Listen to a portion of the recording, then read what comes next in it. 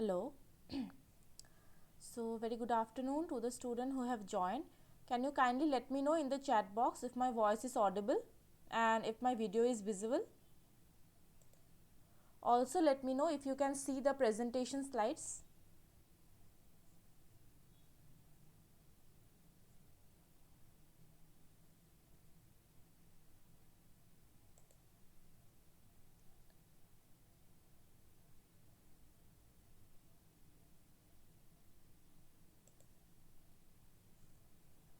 Let me know if everything is fine.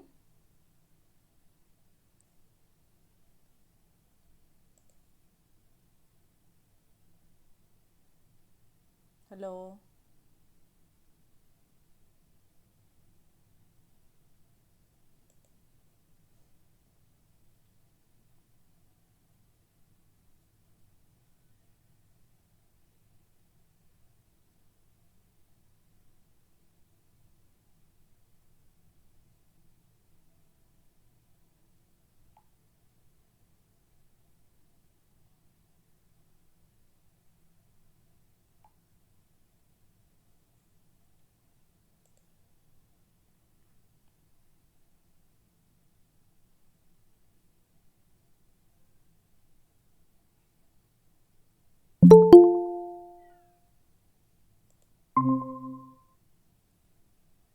So, very good evening to the students who have joined.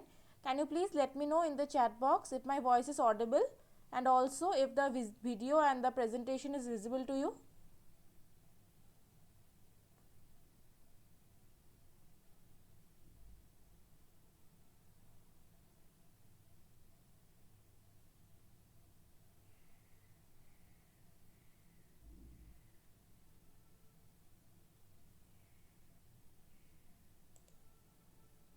Please let me know if you can hear my voice and see the PPT and the video also.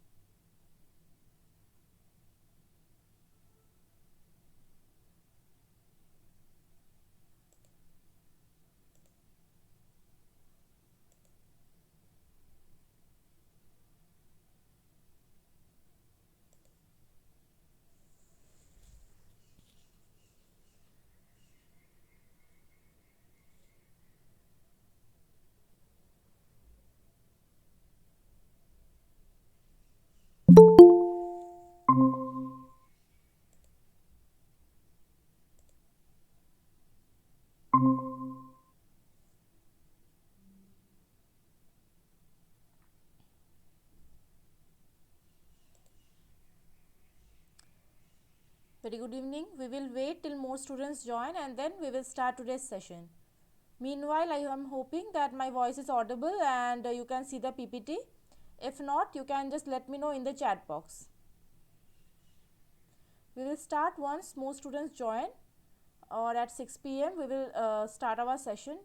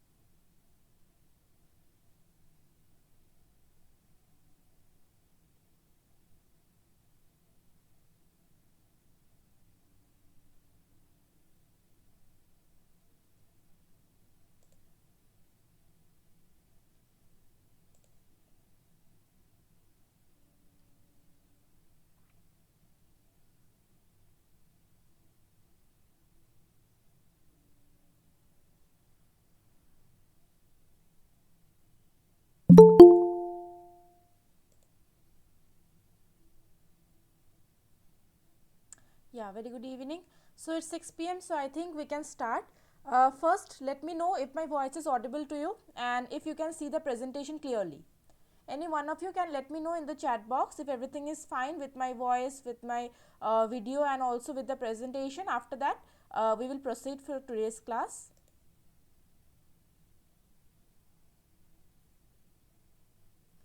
So you can hear my voice, right?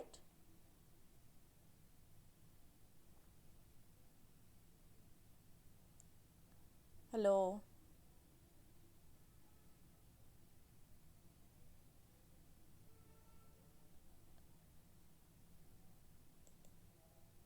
Okay, so the PPT is present, the presentation is visible. Okay, thank you so much. So we will proceed with today's class. So again, very good evening to all of you. My name is Mousumi Deb and I am the PMRF fellow from the Department of Chemistry and Chemical Biology, IIT ISM Dhanbad. I am your TA for this NPTEL course of Medicinal Chemistry. So, and today is our week 3 live session. So in previous 2 sessions we have completed total 3 weeks of your course, and today we will cover the topics which are in the week 4. Okay. So before starting, as I always want to repeat few things before starting the session. First, that there will be this kind of problem solving session every week. Okay, and the timing or the schedule of our sessions are from on every Tuesday from 6 p.m. to 8 p.m. and we will do it for all the 12 weeks. Your course is a 12-week course, so we will have 12 online problem solving sessions every week, and at the end we will have a 1 hour of summary class also to clear your doubts and to summarize few things which were not directly involved in the course but which are very common in the course of medicinal chemistry. So all these sessions are live on Google Meet platform. The link is same for every class, so you can just use this link to join the class on every Tuesday, okay, from 6 p.m. to 8 p.m. Now the important part is the network. If there is any network disruption at my side, so please do not leave the class. I will join as soon as possible. Okay, you please do not leave the class and wait for some time. I will join as soon as possible if the network problem is from my side, and if the network problem is from your side, you can just rejoin at any time to the session. There is no problem. And also this during the session I have muted you all, and also I have kept your cameras off so that we have a smooth session. Since I am recording the session so that we have much clearance in the recorded video, that's why I have done it. But the chat box is always open. Okay, I am always checking the chat box, so if you have any doubt, any query, or you want to share anything to me, you can just write it in the chat box. Okay, after class if you still have any doubt, I will share my email ID just like every day. I will share my email ID and you can just post your doubts or query regarding the course, regarding the session, regarding any question or assignment. You can just ask me through the email. And this presentation what I am teaching today, this PPT presentation and my video, this lecture video will be uploaded to you for your reference. Okay, so you don't have to worry about it. So I think we can start with today's session. Meanwhile, if more students join, I can just let them in. Okay, please let me know if there is any problem with my voice or my audio or my video or the presentation, then I will try to rectify it. Okay, so just so yeah, as I have let few students more join, then I think we can start. So as I have said, today it is our week 3 live session. So we are going ahead with every week, right? So last week we had done in our second live session we have covered the week 3 course topic, and now your week 4 is online. Okay, and the week 4 is posted, the course material and the assignments are also posted for week 4. So today we will learn or we will discuss the topics which are included in the week 4. Okay, and these topics we will discuss 20 questions regarding this particular week 4 topics, and all the questions will be multiple choice type, and I will give you 4 options for each question, and you have to find out or you have to point out what is the correct one. Okay, and let me know in the chat box that A, B, C or D is the correct one. There is no marks for the answering in the session, but if you answer it will be more clarified that if you did you learn anything or not, and I will also understand if you are understanding or paying attention to the class. Okay, So try to answer these questions. This will only help you to understand the course better. So what are in today's topic? So in the week 4 topic, what we will discuss is the receptors at drug targets, which is divided into part 1 and part 2. Then we will discuss receptor drug interaction, stereochemistry, chirality, nomenclature, receptor drug interactions, stereochemistry and conformation, and determination of drug receptor interaction, conformation of cyclic acyclic structures. So basically today's questions will mostly from stereochemistry, and we will discuss little bit about receptor drug interaction and so on. So let's start today's session. If more students join, I will just let them in. Okay. So the first question of today's session is, which of the following terms is used to describe a drug that binds to a receptor, fails to activate it, and prevents the endogenous chemical messenger from binding? Your options are number A, agonist, number B, partial agonist, number C, antagonist, and number D, inverse agonist.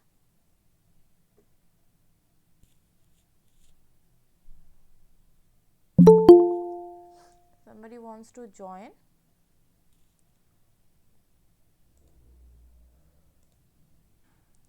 Yeah. So I will repeat the first question.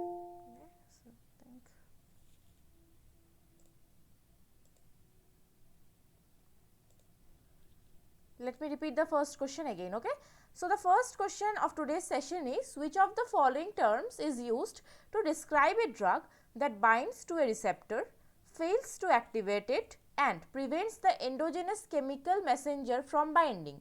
Your options are number A, agonist, number B, partial agonist, number C, antagonist, and number D, inverse agonist. Let me know in the chat box which of the following, A, B, C or D, is the correct one. I will give you some time, just think about it and write it in the chat box. After I check everyone's answer, then I will show you what is the correct answer and we will discuss about it.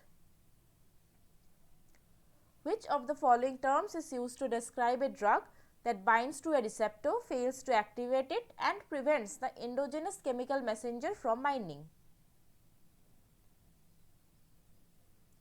Agonist, partial agonist, antagonist or inverse agonist?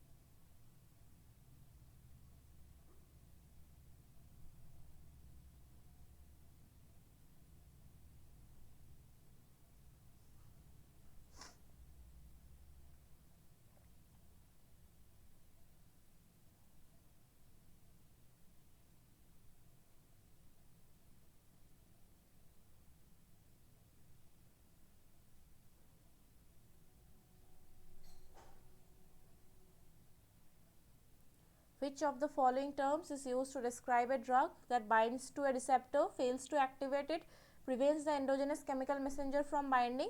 Let me check the chat box, then I will show you the correct answer and we will discuss this question.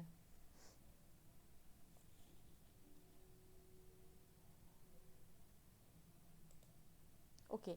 So I have many options. So all of you have answered it. So I have C, A, C, C, C. So I have mostly number C and a few number A. Okay. So very good that all of you have tried to answer this question, which is very important. Now I will show you the answer and then we will discuss this question. So the correct answer for problem number 1 will be number C, antagonist. Okay. So this antagonist and agonist, these two terms are very much important for your this receptor and drug interactions, and most of the people get confused between these two terms. So let us check what is the differences between the agonist and antagonist, and then we will discuss about antagonist. Okay. So agonist versus antagonist. So the two options which I saw in the chat box were number A and number C. So most of you have answered that it is the antagonist, which is the correct one. Few of you have answered that it is agonist. So let us see what is the difference between agonist and antagonist. So agonists are the drugs that occupy the receptors and activate them. Okay. And antagonists are the drugs that occupy the receptors but they do not activate them. Like an antagonist block the receptor, which receptor activation by agonist. So agonist, as you can see, this is a receptor. Okay, this is the receptor, and this is the agonist which fits into the receptor and activates this fully. Okay, but if there is an antagonist, so if there is a partial binding of this agonist and antagonist, so there will be less activation of the receptor. But if the antagonist is binding to the receptor fully, there won't be any activation. So the question was has said that the drug that binds to a receptor fails to activate it and prevents the endogenous chemical messenger from binding, it is called the antagonist. This endogenous chemical messenger is also can be known as the your agonist. Okay. So what are the differences between the agonist and antagonist? Agonist produces an action or response, but antagonist produces the opposite action or response. Agonist is a muscle whose contraction moves a part of the body directly, but antagonist is a muscle whose action counterattacks that of the agonist. Agonist is a substance which initiates a physiological response when combined with a receptor. Antagonist is a substance which interferes with or inhibits the physiological action of the another. Agonist is a drug which imitates the action of the neurotransmitters in the brain. Antagonist is a drug that blocks the neurotransmitters. Agonist is the leading character in a literary work. Antagonist is the main opposite force of the protagonist. So this is the differences between the agonist and antagonist. So the drug which is occupies the receptors without activating this activating or the blocking the receptors, activation by agonist is known as the antagonist. So number C is the correct one. Okay. So now I will move to the next question. At any part of any question, if you have any doubt, always I have told you to just write it in the chat box. Okay. So whenever I just I will check time to time and I will answer your query. So now I will move toward the next problem. So problem number 2, it says that which of the following statement about intracellular receptors is true? Number A, they consist of 3 protein subunits. Number B, they contain a ligand binding site near the C terminal end. Number C, they contain a binding region of DNA near N terminal end. And number D, they are activated by hydrophobic molecules which are synthesized within the cell. Again I will repeat, which one of the following statement about intracellular receptor is true? The options are: number A, they consist of 3 protein subunits. Number B, they contain a ligand binding site near C terminal end. Number C, they contain a binding region for DNA near N terminal end. And number D, they are activated by hydrophobic molecules which are synthesized within the cell. Now read all the options carefully and then let me know in the chat box which of the following statements about intercellular receptor is true. A, B, C or D.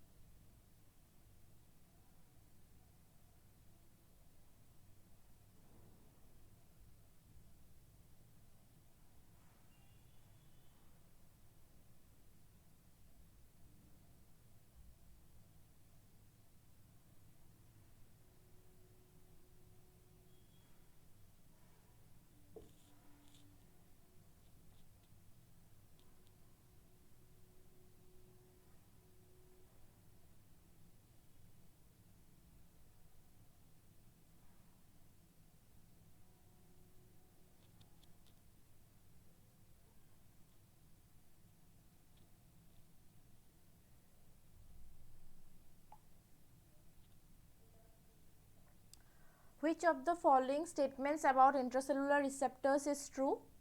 Number A, they consist of 3 protein subunits. Number B, they contain a ligand binding site near the C terminal end. Number D, they contain a binding region of DNA near N terminal end. And number D, they are activated by hydrophobic molecules which are synthesized within the cell.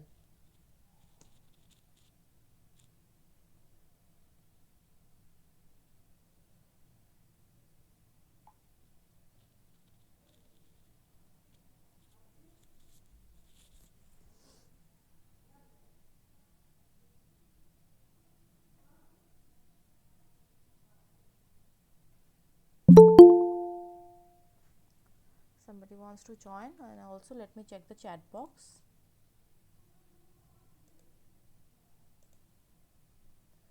Okay, so I have few answers. Number D, number D, number D. So all of you think number D is the correct one. Okay, let me check if the number D is correct one or not. So the correct statement regarding intracellular receptor is number B. They contain a ligand binding site near C-terminal end. Now, what are the intracellular receptor? So, lipid soluble or small molecule signals pass directly through the cell membrane to the receptor. Receptors are almost always enzyme addition of chemical signal, either inhibits or activates the enzyme activity by altering the shape of the protein.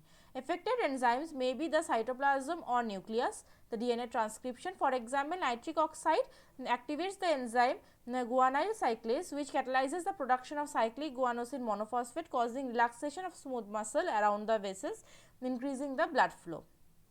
Intracellular receptors. So, some receptor proteins are intracellular.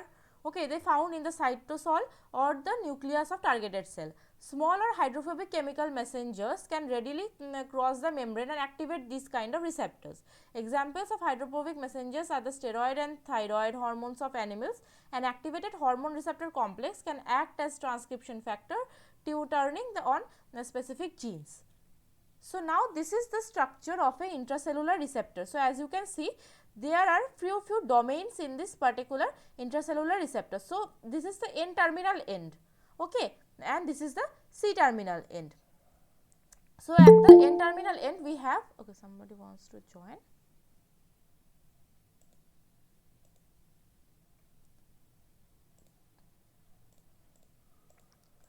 So, yeah, this is the structure of an intracellular receptor. So, as you can see, at the N-terminal end there is a transcription activating domain. Okay, this is followed by a DNA binding domain, which is almost in the middle portion. Okay, and we have a ligand binding site near the C-terminal end. Okay, near the C-terminal we have a ligand binding site, and if this in sometimes inhibitory protein can bind to the C-terminal end, and when this inhibitory protein is binded to the C-terminal end, this is the inactive receptor. For the active receptor, as you can see, this is they call the co-activator protein.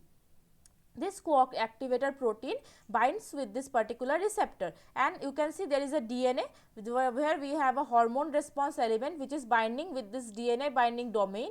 Okay, and because of this there is a chemical messengers, there is a gene expression to the target protein is shifted, and there is a ligand in the ligand binding site also. Okay, so whenever there is an inhibitory protein at the C-terminal end, this co-activator protein cannot bind, and we have inactive receptors. So, this statement which is said that they contain a ligand binding site near the C-terminal end is the correct one. Okay. So, remember, for the intracellular receptor they contain a transcription activating domain near the N-terminal, then in middle portion we have a DNA binding domain and followed by a ligand binding domain near the C-terminal position. Okay. So, this is the structure of a intracellular receptor. So, now I will move toward the next question. So, problem number 3 says, when an agonist binds to a receptor for a long period of time, it can result in a phosphorylation reaction occurring. Which of the following terms is more relevant description of this immediate effect? The options are number A, tolerance, number B, dependence, number C, sensitization, and number D, desensitization. Again I will repeat, when an agonist binds to a receptor for a long period of time, it can result in a phosphorylation reaction occurring. Which of the following terms is the most relevant description of the immediate effect? Number A, tolerance, number B, dependence, number C, sensitization, number D, desensitization.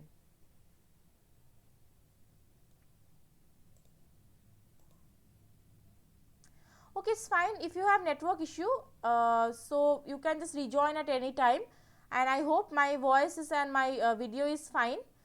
Just let me know if you have any issue from my side. Again I will repeat the problem number 3. When an agonist binds to a receptor for a long period of time, it can result in the phosphorylation reaction occurring. Which of the following terms is the most relevant description of this immediate effect? The options are number A tolerance, number B dependence, number C sensitization and number D desensitization. Let me know in the chat box A, B, C or D which one of the following is the correct answer for this problem number 3.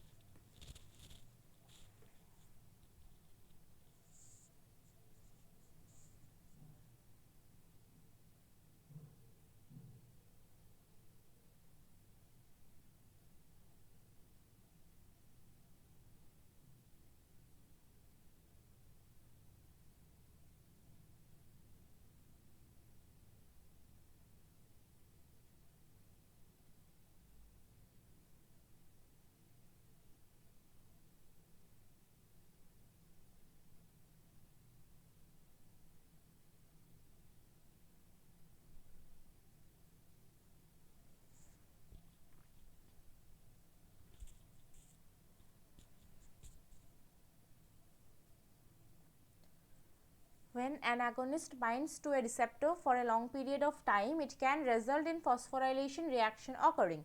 Which of the following terms is the most relevant description of this immediate effect? Let me check the chat box.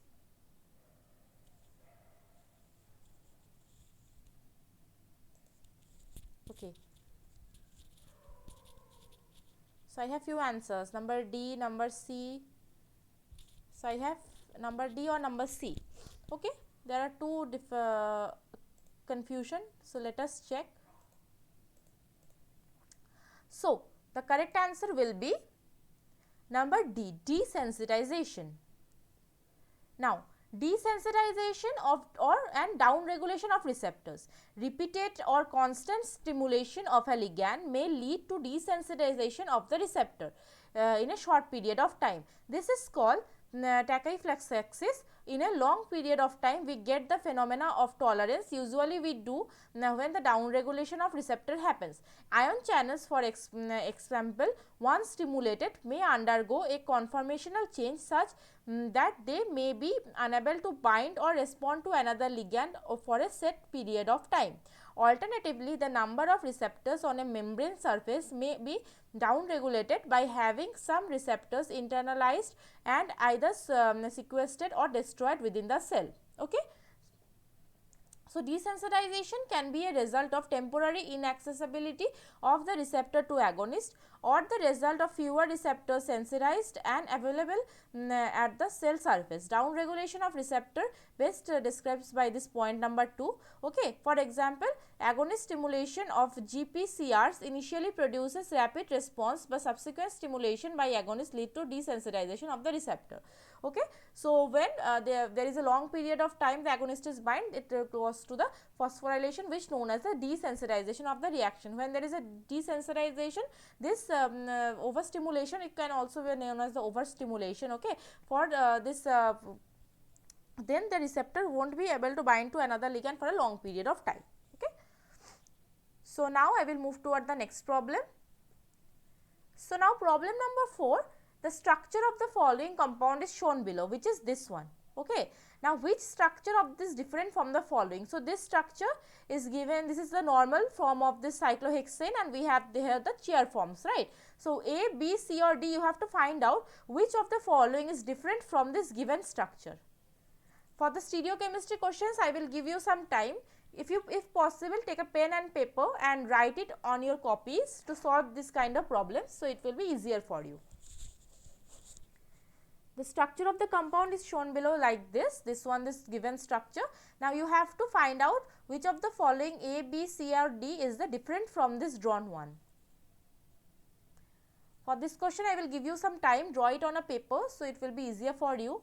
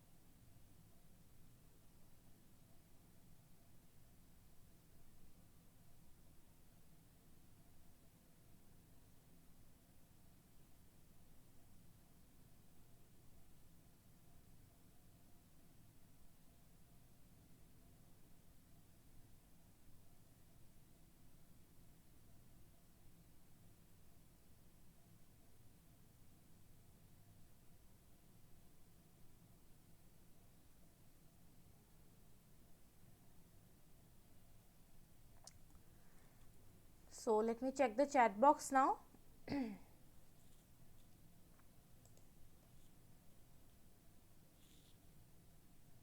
Okay, so there are confusion for B, D, B or D. Okay, let us check if number B is incorrect or number D. Okay, so the structure which is different from this one is number B. Okay, so this is the chair form of the cyclohexane.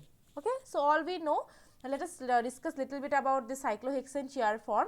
So this red one, the red bonds are called the axial, right, and the blue one which are the periphery of the cyclohexane plane are called the equatorial. So for this kind of cyclohexane, these bonds which are so the we what we do is we consider a plane. So we consider a particular plane here, okay, and the bonds which are showing upward from this plane is called the which shows the this bold bond, and which bonds are the lower one is the this dashed one which is below the plane. Okay, this red these bonds are the upper the plane, this one, okay, this one, these bonds are the upper the plane of this plane, and the other one are the lower the below the plane. Okay, and this is called the chair form because it looks like a chair. Okay, we all know about this. So now why these structures are different? So if you number these structures, okay, let us start numbering from here. Let number is like 1, number 2, number 3, 4. Okay, let's number it like this one also. Okay, I will just erase this part. So first, and to answer this kind of question, what you have to do is you have to number the carbons. Okay, so let us number this carbon 1, this 2, this 3, this 4, 5 and 6. So if you draw this, if you analyze this particular every cyclohexane from with this form, so what is the thing we are looking at?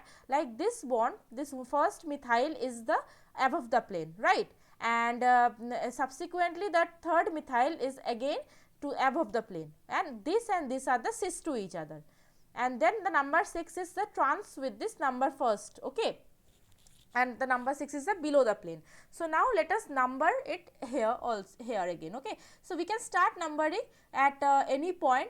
Okay, so since as you can see here we have numbered 2 methyls which are side by side each other 1 and 6. So I will start numbering from here for this position. So I will number it 1, then it is 2, then it is 3, then is 4, 5 and 6. So there is no hard and fast rule regarding the numbering. You can take the number as at any point. Okay, as your convenience you can just write this numbering for your convenience. So if you number this number option number A, so you will see the first methyl at the carbon 1 is above the plane. Okay, which is matches with this one. Then the third one is also above the plane which is showing upward. So it is also correct, and this are the cis form. And you can see the number 6 below the plane which is matches this one. So number A is correct.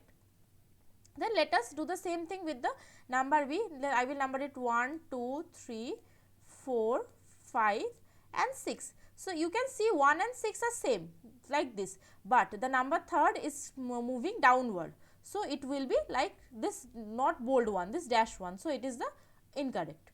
For this one I will just start numbering it by 1 here because these two are side by side. Okay, and this 1 3 connection we have to make. So 1, 2, 3, 4, 5 and 6. So you can see number 1 is above the plane, number 3 is also above the plane, and both are cis to each other, and number C is below the plane which are trans to each other with number 1. So it is also correct. And for this portion I will number it as 1, this 2, this 3, this 4, 5 and 6. So again 1 and 3 are above facing upward, and number 6 is facing downward, and 1 and 6 are trans to each other. So it is also correct. So the wrong option was number B. Okay, so here you have there are few there are few pictures about the cyclohexane form. As you can see, this I have also mentioned, this like numbering you can do it as your own convenience. Okay, the cyclohexane can look like this, or it can look like this also. So if it looks like this, okay, so here if we turn it around, so we will have this kind. Okay, so the turning, how the turning happens, like as you can see, this is the number 1 carbon. So this and this are both are the same one, but the representation is little different. So if you take this carbon upward and move this downwards, so that's how these positions will change. Okay, this upward one will be the axial, equatorial will be the axial, and the axial will be equatorial, but the above the plane and below the plane relationship will be same. So these are few things which you will learn eventually when you practice little more about the drawing the structures of cyclohexane. So as I have seen, most of you have given the correct answer. So I hope this you have understood this one. If not, let me know, I will just repeat it once more. Okay. So now moving forward, problem number 5, it says that which of the following conformation of cyclohexane is most unstable? Your options are number A, chair, number B, true boat, number C, half chair, and number D, twist boat. So cyclohexane, the chair form I have shown you what is the chair form. So there are several different kind of conformations of this cyclohexane. Why I am saying this are the conformation, not configuration, we will discuss that later on also in today's class, what are the differences between the conformation and configuration. So see, these terms are very crucial terms for the stereochemistry. All these terms will feel that they are similar in some sense, but there must stark differences are there in between each and every term, which you have to understand. Okay. So for cyclohexane, we say there are several conformations. Okay, and every conformation has a different amount of energy. So here the question is given that which of the following conformation of cyclohexane is more unstable, and options are number A, chair, number B, true boat, number C, half chair, and number D, twist boat. Now identify which of the following is the correct answer.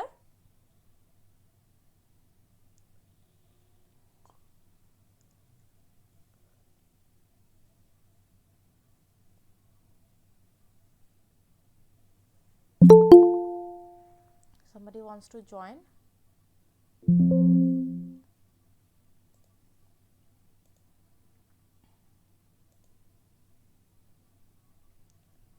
Okay, so there are already few answers regarding problem number 5, I think. So I will give you 1 more minute so that new students who have joined can answer this question also.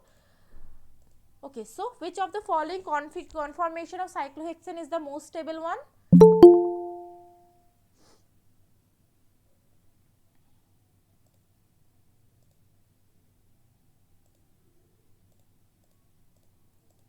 Okay, so I will repeat. Problem number 5, it says which of the following conformation of cyclohexane is the most unstable?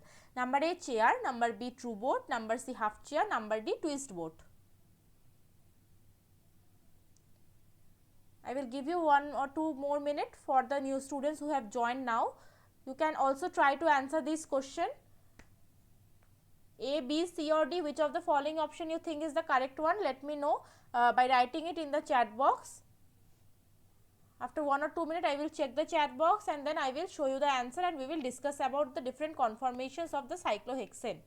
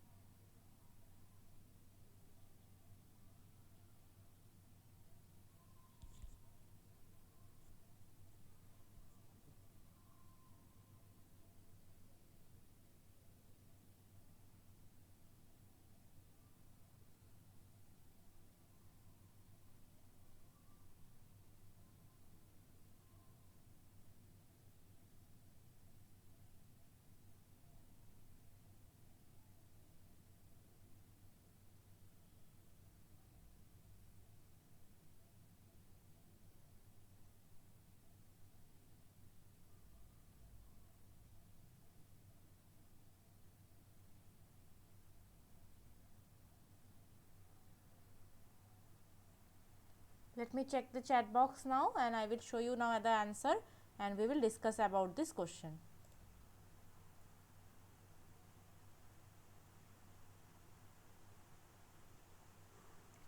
Okay, so I have few great discussion is going on I think here. So number C, number C, number D, number D, number C. Number C 10 kilocalorie per mole is required. Number C is number is wrong answer.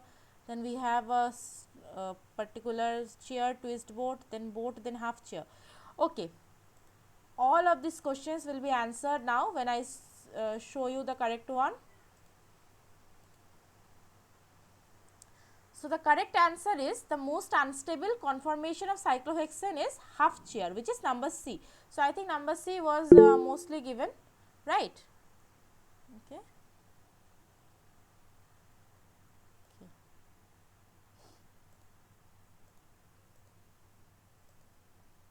So this is the energy diagram for different conformations of the cyclohexane.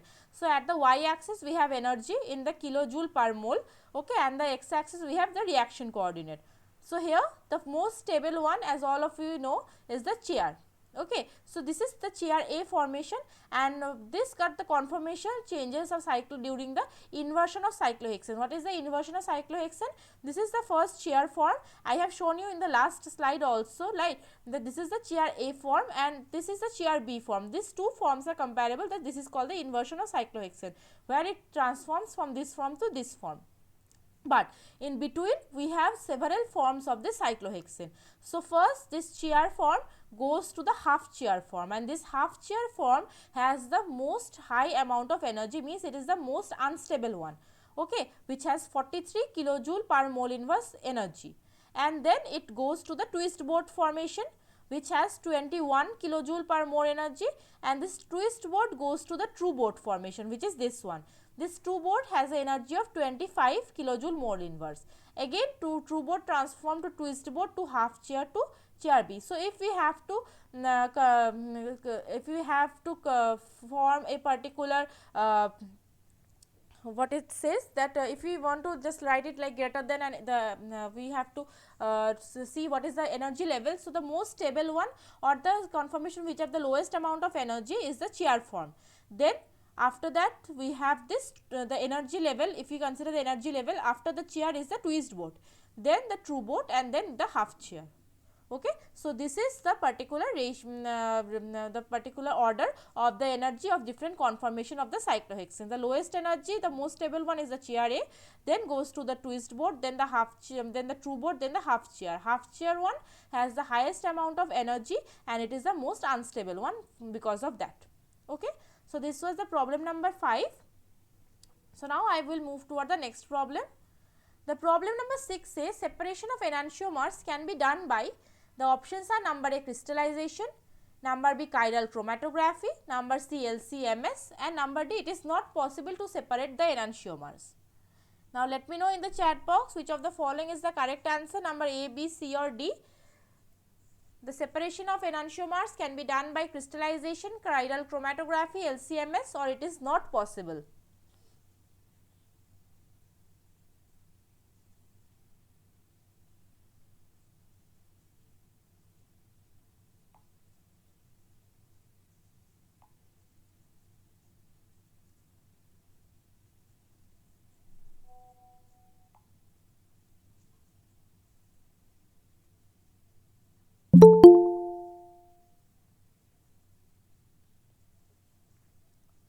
Somebody wants to join.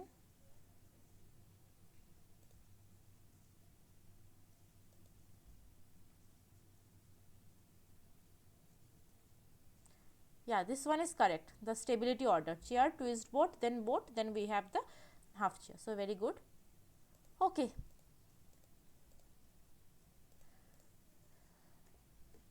So the separation of enantiomers can be done by which technique? Crystallization, chiral chromatography, LC-MS, or it is not possible?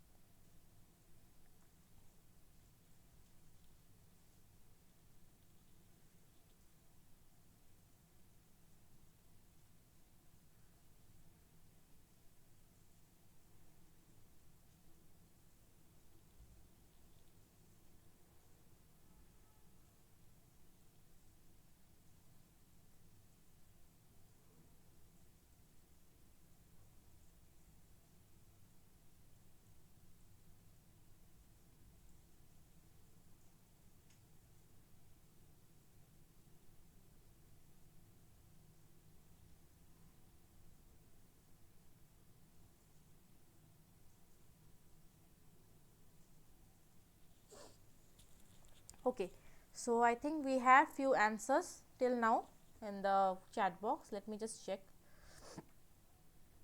Number A and number B are the most given answers for this question. Okay, let me show you which one of the following is the correct one, number A or number B. So, the correct answer is number B, chiral chromatography. Now, let us discuss what is the chiral chromatography. So, basically, interactions even weaker than ionic bonds can be used to separate the enantiomers. Chromatographic separation relies on the difference in affinity between the stationary phase, often silica, and a mobile phase, the solvent travelling through the stationary phase known as the eluent, mediated by, for example, hydrogen bonds or van der Waals interaction. If the stationary phase is made chiral by bonding it with an enantiomerically pure compound, often a derivative of amino acid, chromatography can be used to separate enantiomer. So, first let me tell you what is a chromatography. What is a column chromatography? Okay. So, basically in column chromatography or any not column, only the column chromatography. So, here it is mentioned as a chromatographic separation, which is the column chromatography only. I will show you. So, this is a column is basically this kind of a this verticular this is a perpendicular, we can say this is a column. Okay, the column looks like this only. I will just show you. So, I think many of you have, I think, seen the column also, but many of you have not seen the column till now. So, a column looks like this.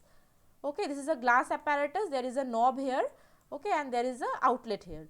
So, in this column, so what we do in the column chromatography, we pack this column with a stationary phase, and which is often the silica. We can have different kind of stationary phase, but the most used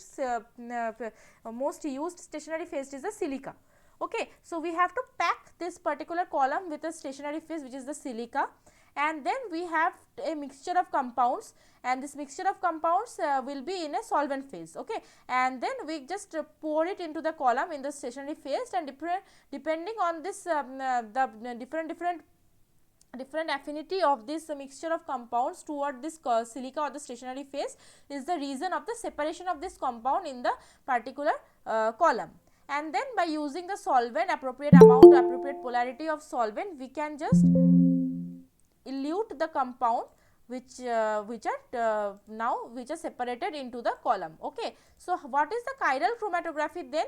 So, generally what the silica which we use is not a chiral one, which is a normal silica, and the compounds which we separate in the laboratory are based, the separation is based on the difference of polarity. So, generally silica is a polar compound. Okay, silica is a polar, and the more polar compounds, they bind more strongly to silica and they elute later than the non-polar compound. So, now changing the polarity of the solvents which are using in the for this column, we can just separate a compound. Okay. So, let us say we have the mixture of two compounds, one is very polar one and one is very non-polar one. So, then the polar compound which will be binded to this upper portion of the silica, and the non-polar compound won't bind to the silica much and it will travel downward. Okay. And if you now use the solvent which are non-polar solvent, it will elute, or it will make this non-polar compound soluble in itself, and it will take out from this column. And if we increase the polarity of the solvent, then what will happen? The polar compound which was earlier binded to silica, now it will be dissolved in the polar solvent and it will elute. So, now changing the polarity of the solvent when using the column chromatography, we just elute different compound from the compound. So, now what will happen if we have a mixture of enantiomer? Because enantiomer have very the polarity of the enantiomer are same. Okay, and there is no difference of the polarity. So, separation based on polarity of this particular enantiomer is not possible from normal chromatography. So, how we will do it? So, now we will make this stationary phase or the silica more, we will make it more chiral. First, we have to make it chiral, so that the chiral compound or different enantiomeric compound will bind to this chiral silica. Okay. So, this is the normal silica. This is structure of normal silica, and we make it chiral by using a amino acid. So, this kind of amino acid can be used, and then we have a chiral derivative. So, now you can see we have a racemic mixture loaded to the column, RS mixture. So, the compound is forced through the column using the eluent. Okay. So, now based on the greater affinity of one enantiomer to the particular column, it will elute later. So, let us say here R enantiomer does not have affinity toward this particular chiral silica. So, what will happen, this R enantiomer we reach down to the bottom of the column first, because it does not have any affinity to this chiral phase, but the S enantiomer, let us say it has a affinity or it binds more strongly with this chiral silica. Okay. So, what will happen, it will bind strongly and it will travel more slowly to the column, and we will collect it later on. So, that is how this enantiomer are resolved through the chiral chromatography. Okay. So, chromatography we will discuss later on in our course if we have any scope of discussing the chromatography, because there are different type of chromatography which are used to separate the particular compounds, mixture of compounds. Okay. So, remember, chiral chromatography is the technique which can use to separate the enantiomers. So, now I will move toward the next question. So, problem number 7, it says that if the connectivity of the atoms are different in isomers, they are called number A, configurational isomers, number B, conformational isomers, number C, constitutional isomers, and number D, stereoisomers. As I have told you earlier, also in stereochemistry we will have lots of terms, and each and every terms, although they may seem very similar to each other, they have very important or very minor differences between each other. So, now first let me know which is the correct answer of problem number 7, then we will discuss each and every term. If the connectivity of the atoms are different in isomers, they are called configurational isomer, conformational isomer, constitutional isomer, or stereoisomer.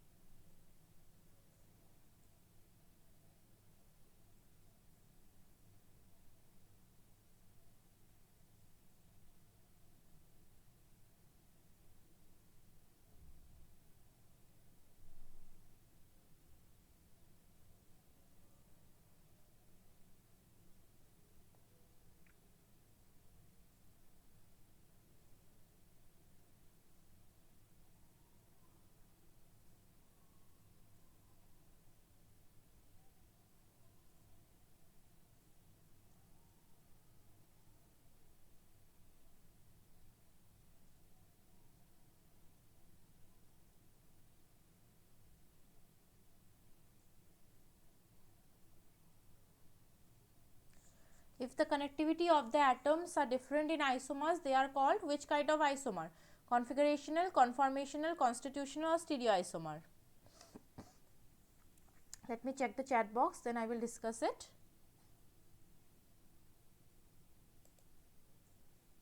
Okay. Number C, number C, number A, number C. So, I have number A and number C as most given answers. Okay. Now, let me check. Okay, so the correct answer will be number C, constitutional isomers. So, first let us know what are the difference between these terms, configuration and conformation. So, changing the configuration of a molecule always means that bonds are broken. Okay, a different configuration is a different molecule. Changing the conformation of the molecule means rotating about the bond but not breaking them. Conformation of a molecule are readily interconvertible and they are all the same molecule. So, here we have two configurations. Okay, going from one enantiomer to another enantiomer will require the bonds to be broken, but here the three conformation are given for the same enantiomer. Okay, going from one to another requires the rotation of the bond, not the on the all three are the same molecule. So, here no bond breaking or breaker needed. Okay, so whenever there is a configurational changes means we have to break the bond. Okay, and the connectivity will be same, but the bonds are broken because two configurations are the two different molecule. Now, stereoisomers and constitutional isomers. Isomers are the compound. Okay, somebody wants to join.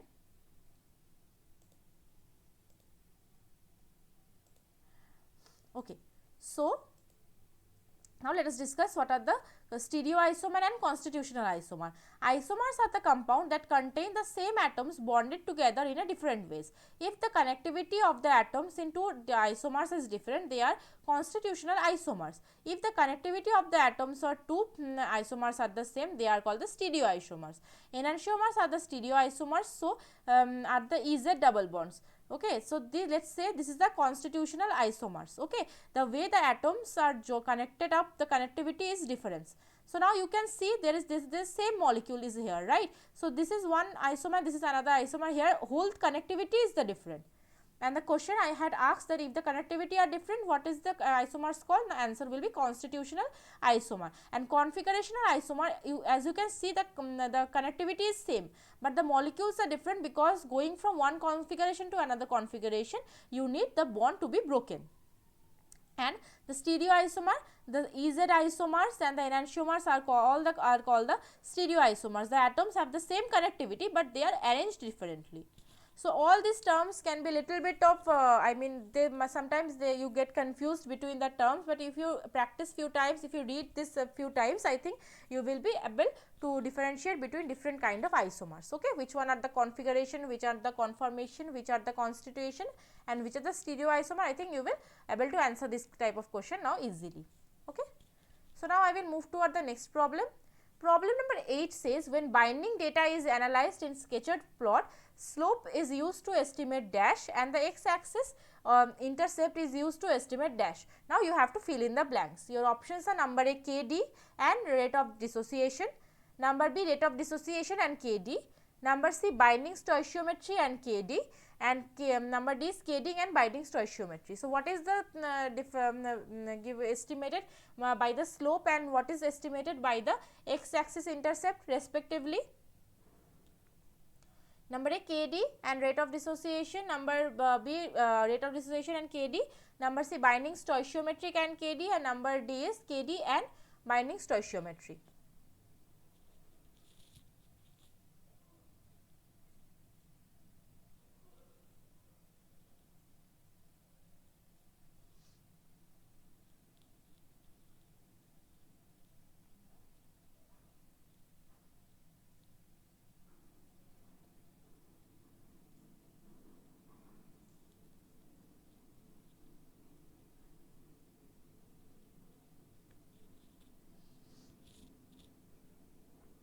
When binding data is analyzed in sketched plot, slope is used to estimate dash and x axis intercept is used to estimate dash. You have to fill in the blanks.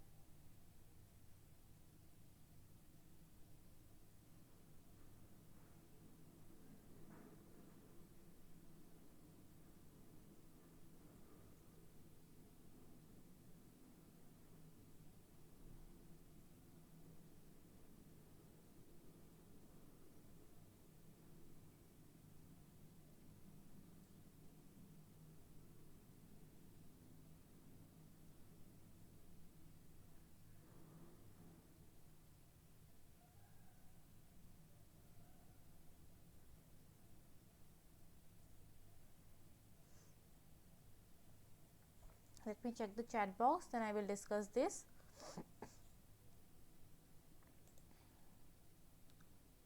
Okay, so I have few answers, number A, number D. Okay, let me check which one of the following is the correct one. Okay, so the correct answer will be number D, Kd and binding stoichiometry. So, the total number of receptors present must be equal to the number of receptors occupied by a ligand. Okay, so this is a mathematical interpretation of the ligand and the receptors and the binding of the ligand into the receptor, and we can all we can do is we can just plot use a particular plot which is called the sketched plot to understand the this ligand binding to a receptor. So, let us say the total number of receptor present, it must be equal to the number of receptors occupied by the ligand and those which are unoccupied, which is quite natural. It is same as the enzyme. Whenever we do the enzyme kinetics, this is a similar kind of thing. So, LR, the concentration of LR, it represents the receptors which are occupied by the ligand, and the unoccupied receptors are known is the R1. Okay. So, what is the what is the amount of bound receptors? So, bound receptors will be LR, the concentration of bound ligand and divided by concentration of free ligand will be concentration of LR divided by concentration of L. Okay, and this concentration of LR will be equal to R total. R is the total amount of receptors, and minus the LR, which is the receptors occupied by the ligand. Okay, and this means that the total number of receptors unoccupied by the ligand is R, which is equal to R total minus LR. Okay. So, now Kd is the constant, which is the concentration of L multiplied by concentration of R divided by your L and R. Okay. So, however, these terms can be determined by drawing a graph based on the number of experiments where different concentration of a known radioligands are used. This LR versus L are measured in each case, and the sketched plot is drawn which compares the ratio of LR divided by the ratio of LR by L versus LR. So, this is the sketches plot where in the x axis we have the bound ligand concentration LR, and on the y axis we have bound divided by free ligand, which is LR by L. This gives us a straight line. The point where it meets on the x axis is the total number of receptors are available. Okay, and the slope is defines the radioligand's affinity to the receptors, and it allows the Kd to be determined. So, the slope, it determines the Kd. Okay, and the, this intercept on the x axis is defines the total number of receptors available, or we can say it is the binding stoichiometry. Okay.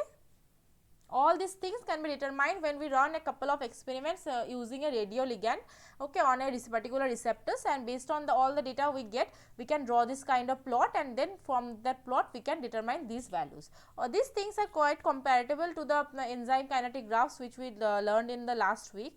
Okay. So, now I will move toward the next problem. So, problem number 9, it says that for molecules having dissimilar chirality centers, number of mesoisomers is number A 2 to the power n minus 1, number B 2 to the power n, number C 2 to the power n minus 1 by 2, and number D 0. So, for molecules having dissimilar chirality center, number of mesoisomers will be which one? 2 to the power n minus 1, 2 to the power n, 2 to the power n minus 1 by 2, or 0.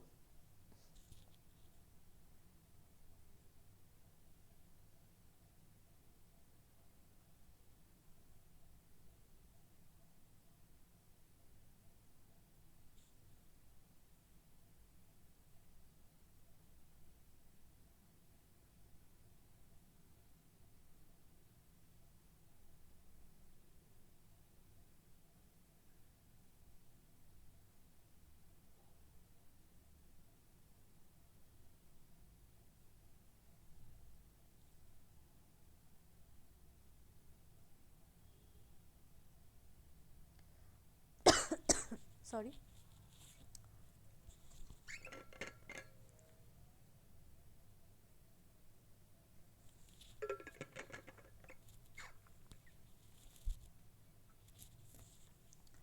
For molecules having dissimilar chirality center, number of mesoisomers is 2 to the power n minus 1, 2 to the power n, 2 to the power n minus 1 by 2, or 0.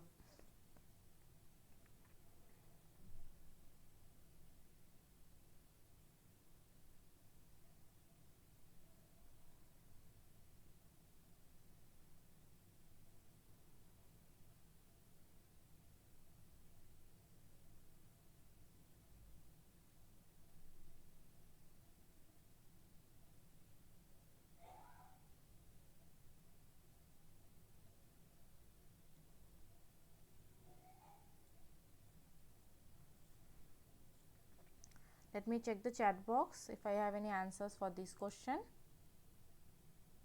I have few answers, number D, number A, number C, number D. Okay, so I have multiple answers for this question. Okay, let us check. So, the correct answer for the molecules having dissimilar chirality center, number of mesoisomers will be number D, 0. So, now let me show you the chart. So, this is the prediction of the number of stereoisomers, that is the number of optical isomers and mesoforms. So, it depends of the following.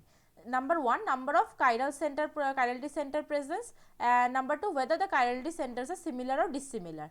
So, for molecules having dissimilar chirality centers, number of optical isomers is 2 to the power n and number of mesoisomers is 0.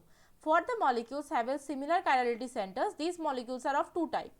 Number A, molecules having even number of chiral carbon, and number B, molecules having odd number of chiral carbon. For molecules having even number of chiral centers, the number of optical isomers is 2 to the power minus 1 and number of mesoform is number of 2 to the power n minus 2 by 1, okay, 2 to the power n by 2 minus 1, okay. And for molecules having odd number of chiral center, number of optical isomer will be 2 to the power n minus 1 minus 2 to the power n minus 1 by 2, and number of mesoisomer is 2 to the power n minus 1 by 2. So, these are the formulas which you need to remember. So, let us say I am giving you some question like saying that there is a compound which have even number of chiral carbon. So, what is the number of the optical isomer? So, it will be and if the number of even chiral carbons are the similar one, so number of optical isomer will be 2 to the power n minus 1, right. But if it is a dissimilar chirality center, it will be 2 to the power n always and number of mesoforms will be 0. So, compounds which have dissimilar chiral centers, there is no mesoisomers present. So, the correct answer will be number D, which is 0. Okay. So, now I will move toward the next problem. So, problem number 10, it says that when 28 mg enantiomerically pure mandelic acid is dissolved in 1-3 methanol and the solution is placed in a 10 semi-long polarimeter, an optical rotation of minus 4.35 degree is observed at 20 degree centigrade. What is the calculate the specific rotation? Your options are number A minus 15.54, number B plus 155.4, number C minus 155.4 and number D plus 15.54. Again, this is a mathematical question. I want all of you, I will give you 5 minutes for this question. Just take a pen and paper and then try to solve this question. After that, I will discuss all these things, what is the specific rotation and everything. But first of all, if you know what is the specific rotation and how to calculate it, all of you should try to answer this question.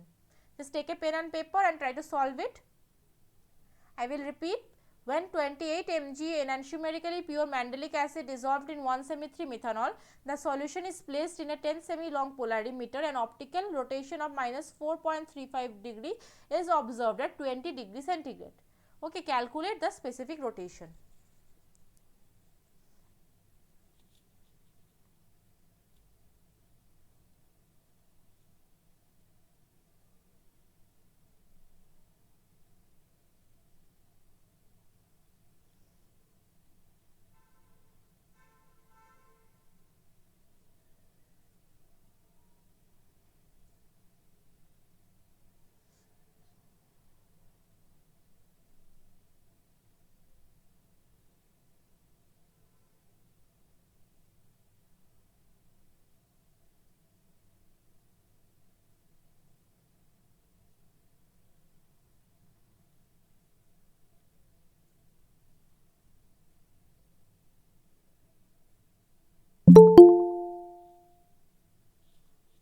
I think somebody wants to join.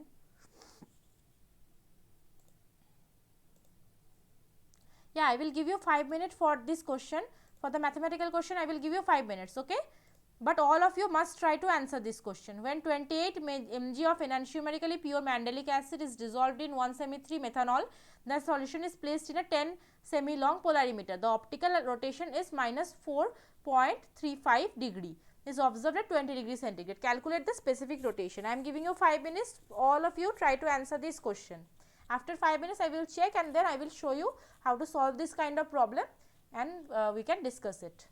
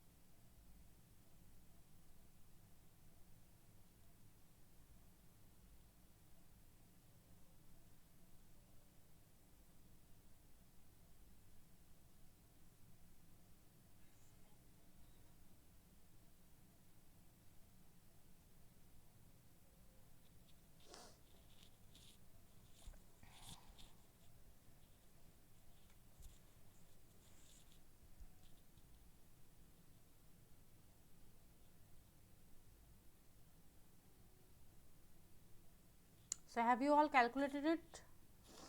Let's take 2 more minutes, then I will show you the answer, and I will check if there is any answer in the chat box also.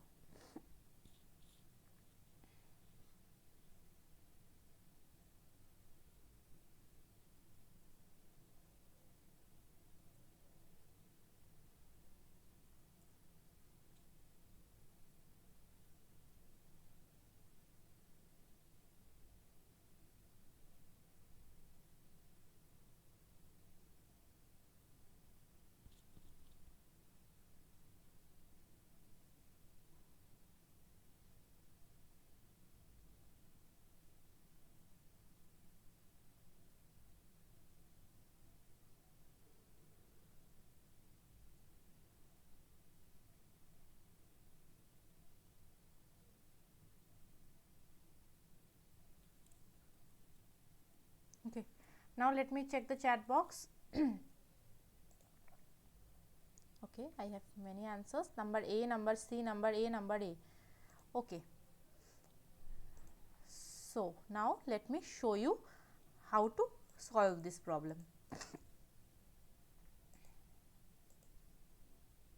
So, the correct answer will be number C, okay, minus 155.4.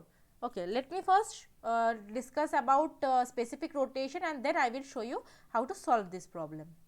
So, basically rotation of a plane polarized light is known as the optical activity. Okay, observation of the rotation of a plane polarized light is known as polarimetry. It is a straightforward way to finding out a sample if a sample is racemic or it contains more or one enantiomer than other. Polarimetric measurements are carried out in a polarimeter which has a single wavelength monochromatic light source with a plane polarized filter, a sample holder where a cell containing a solution of the substance under examination can be placed, and a detector with a readout that indicates how much of the light is rotated. Rotation of the light is given a positive value, rotation to the right given a positive value, rotation to the left given negative value. So, this is a sodium lamp which has a particular wavelength, okay, and this is a solution of a substance in a polarimeter cell, and this is the length of the cell which is in the decimeter, okay, and then we have this rotation and there is a detector, and if the rotation is rotation is right, it will show a positive value, and if left it show the negative value. The angle through the sample through which a sample of compound, usually a solution, rotates the plane polarized light depends on the number of factors. The most important ones being the path length, how far the light has to travel to the solution, the concentration, the temperature, solvent and wavelength. Typically, optical rotations are measured at 20 degrees centigrade in a solvent such as ethanol or chloroform, and the light source is the sodium lamp which has a wavelength of 589 nanometer. Okay, the observed angle through which the light is rotated given by a symbol alpha, by dividing it the value of the path length which is indicated in decimeter. So, this is the one thing which you need to remember, that the path length is always taken in a decimeter and the concentration is gram per cc. Okay, we get the value of the alpha which is specific to the compound of question. Alpha is known as the compound specific rotation. The choice of units is eccentric and arbitrary but is universal, so we must use it. Okay, the alpha values is quoted as alpha D, where D indicates the 589 nanometer of the D lamp of sodium lamp and 20 indicates the temperature. So, few things which I need to highlight from this portion. Okay, first is the path length. Okay, path length is taken in the decimeter, and then we have the concentration which in gram per cc. So, these things you must consider before. So, and the formula is this: alpha is the total rotation and alpha and c is the concentration, and this is the specific rotation. Okay, the specific rotation is this. So, for solving this kind of mathematical question, you have to consider the units of mentioned in the particular for specific rotation. So, now first for this question which is given, 28 milligram of mandelic acid is dissolved in 1 semicube of methanol. So, first we need to find out what is the concentration. So, we have 28 milligram in 1 semi 3 solution. So, means we have to convert this concentration what in gram per cc. So, this will be same as 0.028 gram per cc. Now, the path length is given is the 10 centimeter, and we have to convert this 10 centimeter to decimeter, which is 1 decimeter. So alpha d, which is the specific rotation, is alpha divided by the concentration, which is minus 4.35 divided by 0.028 into 1, which is equal to minus 155.4. So now all of you let me know in the chat box if you have understood or not. I will check the chat box. If you have, let me know if you have understood it or not, because I think many of you have made some silly mistake. So sometimes what happens, we forget to convert the path length from centimeter to decimeter. So don't make this kind of mistake, okay. Just always remember, whatever path length is given, always convert it to the decimeter, and whatever concentration is given, just convert it to the particular your gram per cc or gram per semi-cube, okay. If you do the conversion correctly, you will have the correct answer. So the correct answer will be number C, which is minus 155.4. So now I will move toward the next problem. So problem number 11 says, which of the following is the correct option for this transformation? This is isoserine, which has a C conformation, and if you added nitrous acid, so what is the correct product? A, B, C or D? Try to answer it in the chat box. A, B, C or D, which of the following will be the correct product for this transformation?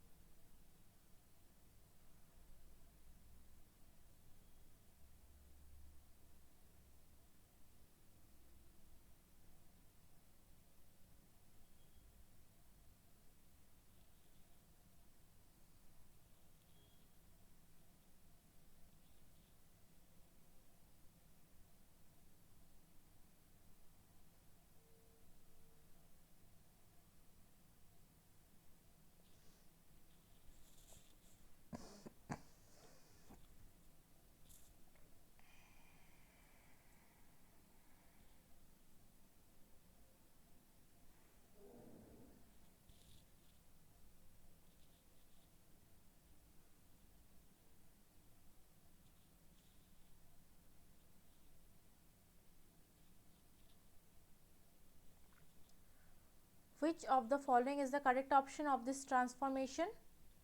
Let me check the chat box.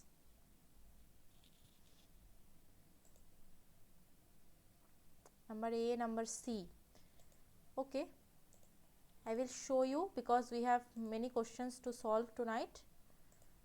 Okay, so the correct answer will be number C.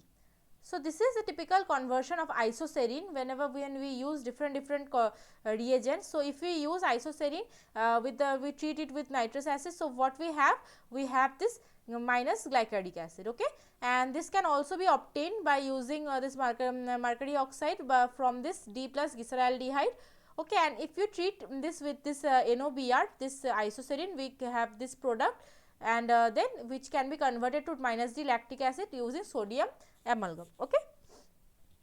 So this was a typical question for different organic conversions, okay. So this kind of question can also be given for your assignment and examinations, because we also you have to find out how this stereochemistry changes during a transformation. These things all of you must also practice, okay. So now next problem I will show you. So problem number 12 says, which technique is best suited to differentiate between cis and trans isomers of 4-tertiary butyl cyclohexanol? Your options are number A IR, number B NMR, number C melting point, and number D HRMS. HRMS means high resolution mass spectrometry. IR means infrared spectroscopy. I think all of you, many of you are used to with this kind of terms. If you do not know this kind of characteristic techniques, we will discuss it later on. So all these techniques can be used to characterize a particular compound, okay. But whenever there is a enantiomer or isomers, the techniques are very limited, because most of the techniques show same values for cis trans isomers and enantiomers. So first you have to identify what is the best suited technique to differentiate between cis and trans isomers of 4-tertiary butyl cyclohexanol, IR, NMR, melting point or HRMS.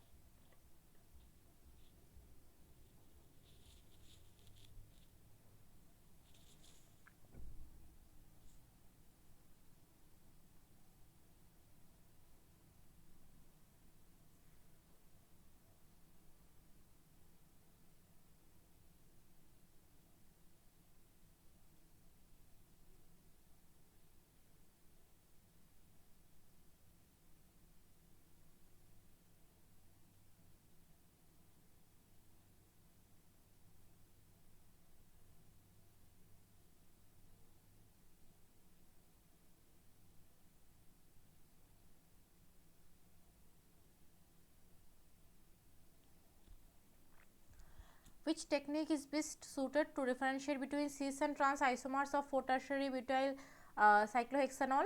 Let me check the chat box.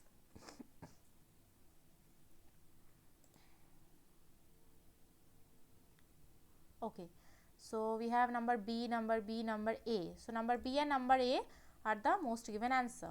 So now let me check. So the correct answer will be number B, NMR. NMR is the technique which is suitable for differentiation between cis and trans isomers of 4-tertiary butyl cyclohexanol. Now why? So as you can see, these are the cis and trans isomers for this 4-tertiary butyl cyclohexanol. Why these are the cis and trans form? So as you can see, this is the OH, which is the cis and transformer with respect to this OH and this this tertiary butyl group. Okay.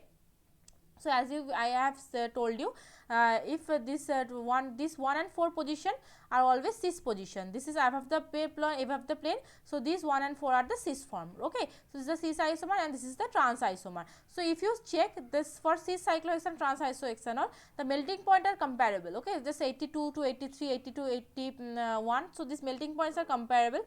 So you cannot differentiate by using melting point. You cannot also using this IR, because in IR it will show the same peaks, because IR is the peaks are related to the functional groups. If the functional groups are same like hydroxyl and hydroxyl, this will show at the peak at the similar position. For HRMS, the mass of these two compounds will also be same, so we cannot differentiate using HRMS. The only technique is remaining is the NMR. So now why the NMR? So the proton NMR of this alpha proton is 4.02 in case of cis isomer, but it is 3.50 in case of trans isomer. Now why so?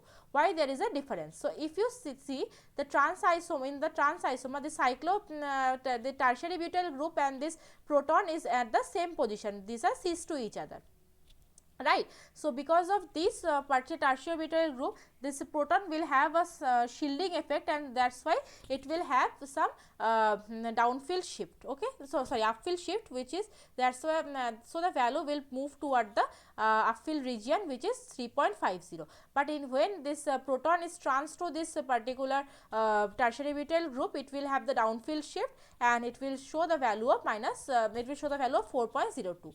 So remember, NMR is the technique which can use to differentiate between the isomers of 4-tertiary butyl cyclohexanol.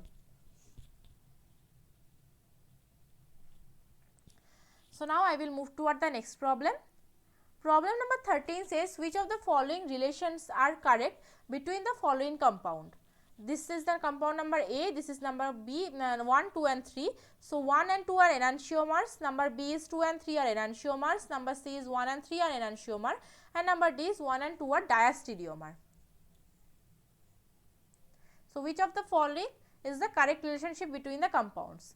Number A, 1 and 2 are enantiomer, number B, 2 and 3 are enantiomer, number C, 1 and 3 are enantiomer, and number D, 1 and 2 are diastereomers.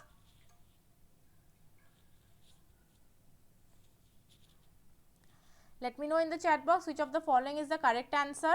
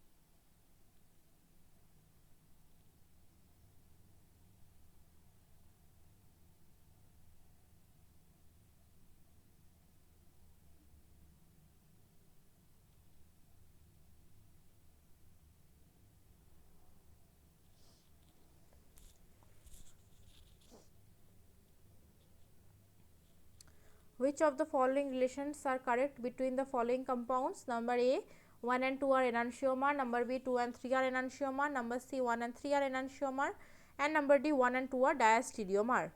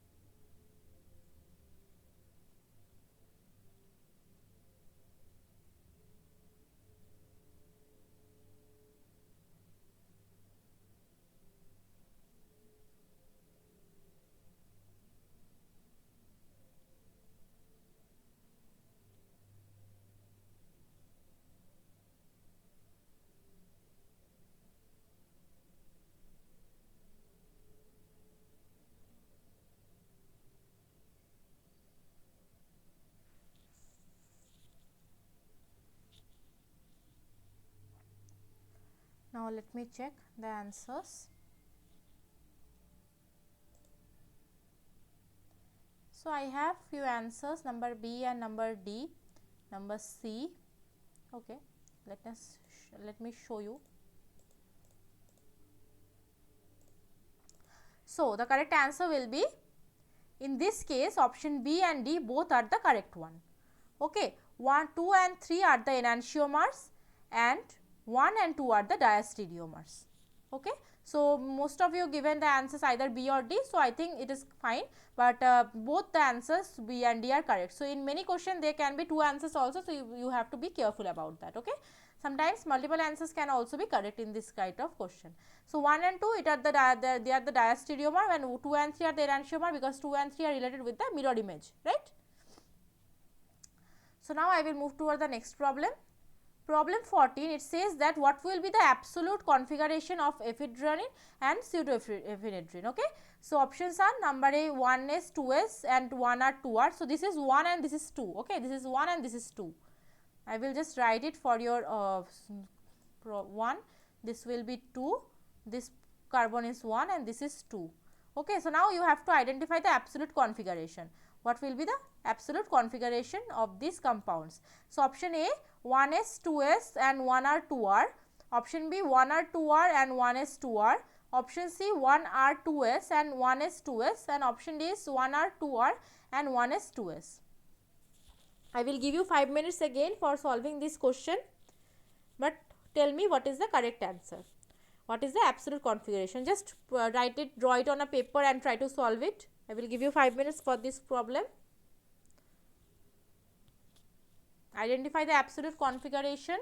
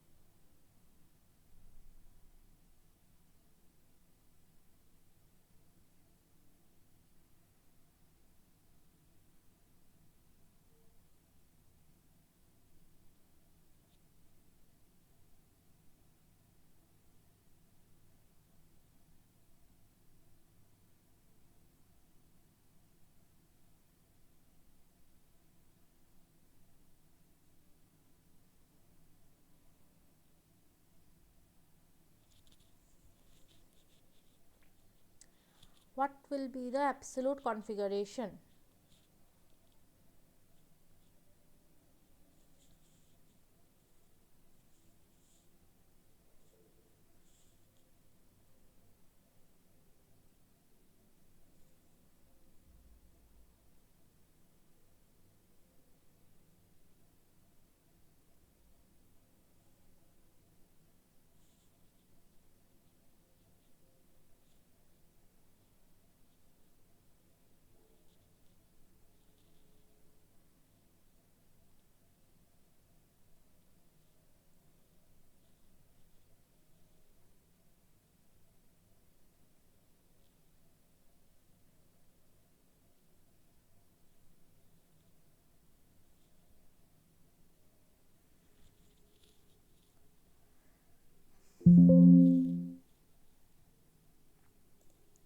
Let me check now. Okay, no, number C, number C, number C. Most of you have given the answer which is number C. Okay, let me check if number C is the correct one. So the correct answer will be very good, number C. So first we will discuss little bit about absolute and relative configuration. So absolute configuration in stereochemistry is the arrangement of the atoms or group of atoms that is described independent of any other atom or group of atoms, okay, and independent of this position of the substituent it is, and it can be used the sign of rotation and designated as R and S. And the relative configuration is the stereochemistry is the arrangement of the atoms or group of atoms that is described relative to the other atoms or group of atoms in a molecule. It depends on the positions of the other substituents, like cis trans CZ designations are used in case of relative configuration. So now how to do this RS nomenclature. So generally CIP rule call for the placing the number 4 priority group in the back and the tracing the path of 1, 2, 3. Here however the group is priority, number 4 is in front. So whenever there is a priority group in the front, it will be the reverse priority. So I will just draw it so that you understand. So let us check this first one, okay. So here if you go first, we will identify the priority wise, okay. So the priority of this OH is 1, the priority of this group is 2 and the priority of this group is 3. So if we go from 1, 2 and 3, so if we go like 1, 2 and 3, so it is the anti-clockwise rotation. But here the lowest priority group, which is the hydrogen, is the front, okay. This is if we draw it complete the structure. So here there is a hydrogen which is the as the front, which is like this, and here in this position the hydrogen is in the back side, right. Here also this hydrogen is in the back side and here also hydrogen is in the back side. So it is the complete structure. So since this is the here the hydrogen which is the lowest priority group in the front side, so this although it is 1, 2, 3 goes like anti-clockwise, it will have a R configuration, okay. And here the lower priority group in the back side, okay. So here the one, if we go from 1, 2 and 3, it is the S configuration. So it will be as it is because the lower priority group hydrogen is already in the back side. In case of this group, this is 1, this is 2 and this is 3. Again 1, 2 and 3 is the anti-clockwise S, but here it is 1S because hydrogen is already at the back side, and here also it will be S, okay. So the correct answer is number C, which almost all of you have written it correctly. So just I will just tell you about the CIP rule one more time. So it says that the number 4 priority group always should be placed in the back side, and then we have to trace the path of 1, 2, 3. But here if you see this example, the priority number 4 is in the front side, right.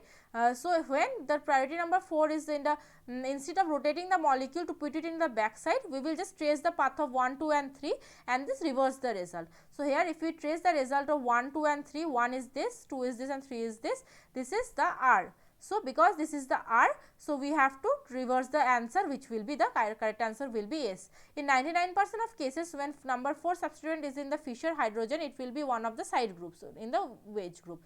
So this is reversal. It is more, I think it is more handy because if you try to rotate the molecule to make the 4 priority group at the back side, without doing it you can just easily answer the correctly. Just you have to reverse the whatever the answer is coming when the hydrogen or the lower priority group is at the front side, okay. I will just erase these things so that when I will share it will be understandable, okay. Just sorry.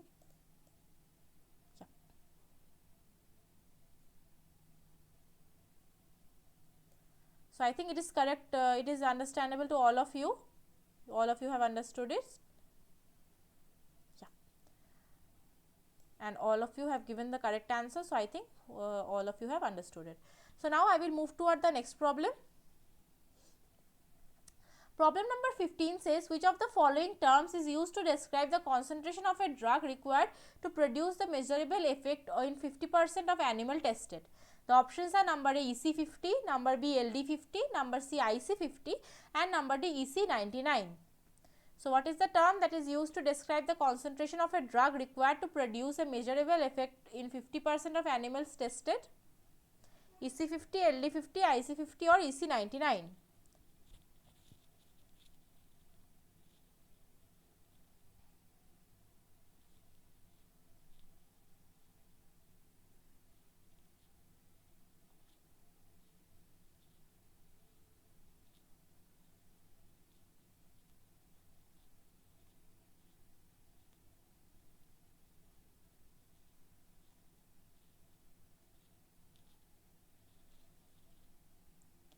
Which of the following terms is used to describe the concentration of a drug required to produce a measurable effect in 50% of animals tested? EC50, LD50, IC50 or EC99?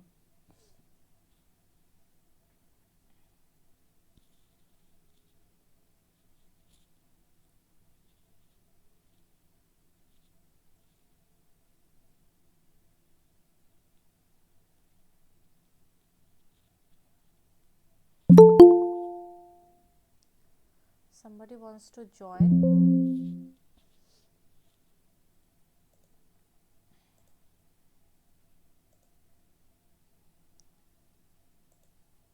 So I have few answers till now, I think, for this question.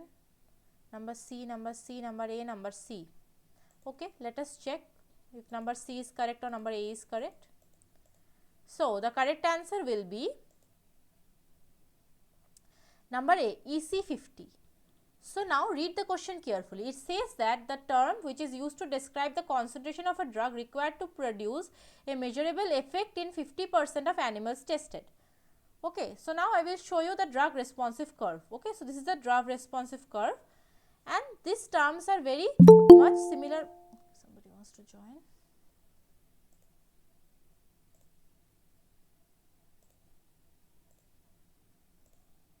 So all these terms are very similar to each other. So most of you get confused regarding this.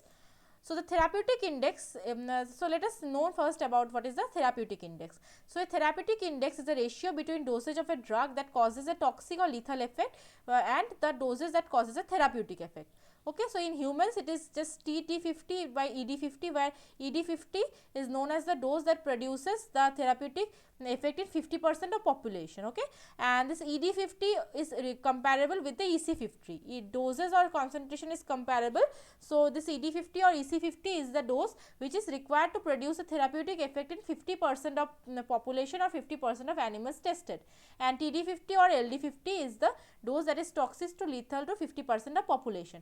So now what is then IC50? So IC50 is basically the concentration of a drug which is required to produce 50% of inhibition of a particular target. Okay, so whenever you are using a drug and to inhibit a particular effect of an enzyme or a protein target, so IC50 is the inhibitory concentration of a drug which is required to produce the 50% inhibition. But here the question was, what is the term which is used to describe the concentration of a drug to produce a measurable effect in 50% of animal tested. So whenever there is a animal tested or population testing is there, so EC50 or ED50 is the term which is used. Okay, and the ratio between this TD50, which is a toxic dose or lethal dose, and divided by this ED50 is known as the therapeutic index. Okay, so now I will move toward the next problem. So problem number 16 says, what is the most stable conformation of butane? Number A, anticlinical, number B, syn periplanar, number C, Gauch, and number D, antiperiplanar. What is the most stable conformation for butane?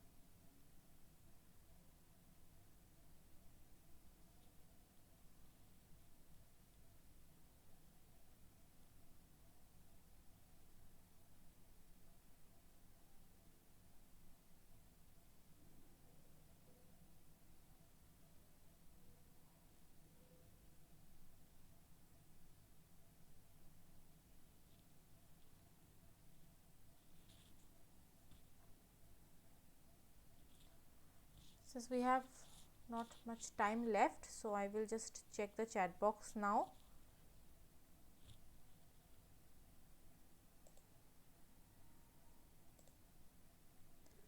So number, I think I have, yeah, number D, number A, number A, number C, number A. So I have multiple answers for this question again. I will show you the answer. The most stable conformation of butane is number D, antiperiplanar. Okay, So this is the energy curve for the butane. Okay. So as you can see, this first, which is the syn periplanar, which has the highest energy, means which is the most unstable. Then we have the syn gauge or the syn cleaner or gauge configuration. Okay, which is where the methyl, here the two methyl group, the degree difference between these two different angle between the two methyl group is 0. Here the difference is the 60 degree. Okay. And then we have this anticlinical. Okay, here the difference is the angle between is the 90 degree. Okay, so okay, sorry, is the difference is 120 degree. Here the difference is 60 degree, here the difference is 120 degree. And then we have the anti-periplanar, which is the most stable one, where the difference between the angle of two methyl groups is 180 degree. Okay, then we have this anticlinical syn gauge and syn periplanar. So this is for the rotation of the rotation for the butane. Okay, and depending on the angle between the methyl group, the configuration changes with the most stable conformation, where the two methyl group have the most far away from each other, which is the anti-periplanar one. So just remember these terms, so which is the anticlinical, which is the syn periplanar, which is the anti-periplanar. Okay, and this remember, and just remember this graph, and then you can easily answer this type of question. So now next question I will move forward. The problem number 17 says, which is the most stable conformation of this compound? Number A, B, C or D? Which will be the most stable conformation for this compound, which is drawn here? Number A, number B, number C, number D. So this is the cyclohexanol, right? So now just you convert the cyclohexanol to the chair form, and all of this compound, all of the configuration, just you have to figure out which one will be the most stable conformation.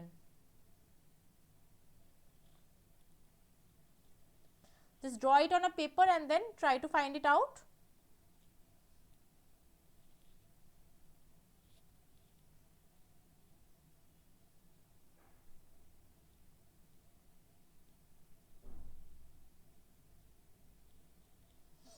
I will give you some time, I will give you 2 minutes, but draw it out and then try to find out.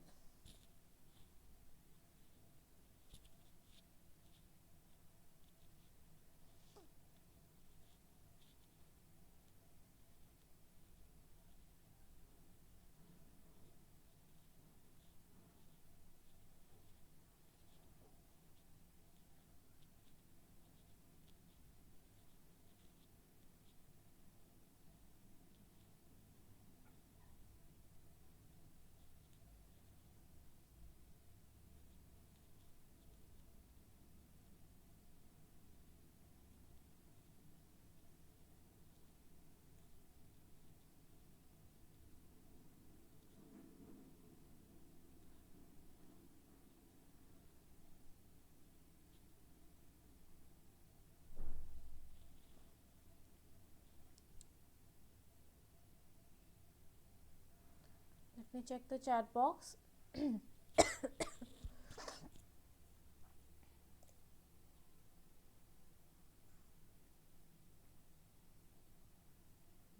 so I have number A, number C, number B. So again I have multiple answers, right? So let me check which of the following is the correct one. So the correct answer will be number B. So see, for this question you have to understand two groups are at the same position, right? So it is both of these are below the plane. So if one is since both are at the below the plane, so and both are the side by side, so one substituent should be axial and other substituent should be equatorial. So here OH is the smaller one than the bromine. Since OH is the smaller one, the OH is favored in the axial position rather than bromine, and bromine is most favored in the equatorial position. If you just make it otherwise, if you make bromine axial and this OH equatorial, then what will happen is bromine is the more bulky group. In the axial position, bulky groups are not favored much. Okay, so this will be unfavored. So the most favored configuration is this. And if what had happened if these two are trans to each other, since these two are cis to each other, one must be to the axial and other must be into the equatorial. But if these two groups were to trans to each other like this, so one is below the plane and one is above the plane, then the most favored configuration conformation will be this one. Here both are the equatorial position rather than this where both are the axial position. Okay. So, these are the terms which you need to remember, that the side by side, axial, equatorial, how the changes are made. So, just practice little bit about this different conformation of cyclohexanes and cyclohexanol also. Okay. So, now next question, it says that for cis 1,4 ditertiary butyl cyclohexane, the most preferred orientation is number A chair, number B boat, number C twist boat, and number D half chair.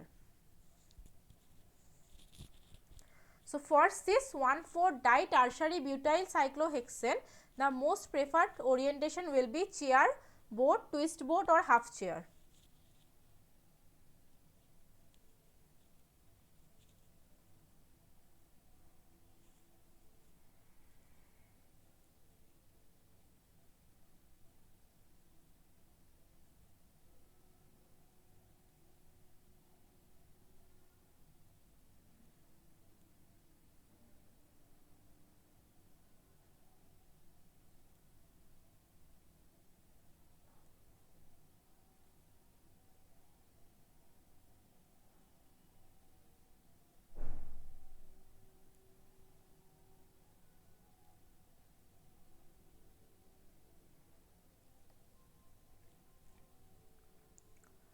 For cis 1,4 ditertiary butyl cyclohexane, the most preferred orientation is chair, boat, twist boat, or half chair.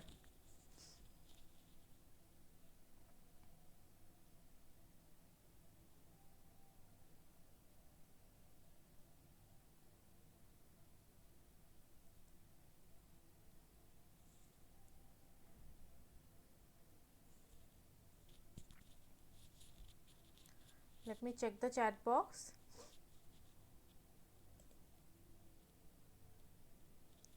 Number B, number A, number C. Okay, let us check. So, the correct answer will be number C, twist boat. So, now it may seem little bit of different, because I have told you earlier that the chair form is the most stable one, but sometimes, because depending on the substituent, the most stable conformation or stable orientation changes. Okay.